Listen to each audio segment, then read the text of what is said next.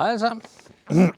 Jeg har trukket i arbejdstøjet. Jeg er kommet udenfor, og det har jeg gjort, fordi jeg har været til syn med den her gamle Volvo, og det gik ikke helt optimalt. Den er blevet betinget godkendt, og der står sådan set her i det her, at når synsresultatet køretøjet er betinget godkendt, køretøjet ikke lovligt, før det blev repareret, og må indtil det bragt i forskriftsmæssig stand kun benyttes til den kørsel, der er nødvendig i forbindelse med køretøjets reparation.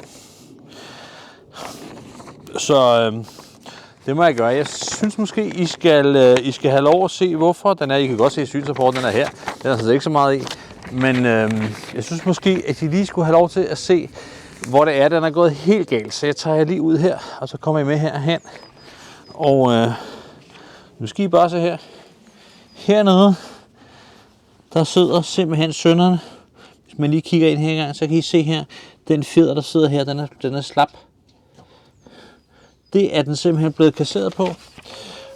Så der er ikke så meget valg. Den bliver vi nødt til at få skiftet, for jeg kan få lov til at køre lovligt igen. Så på med arbejdstøjet, op med bilen, og så er jeg klar til at komme i gang.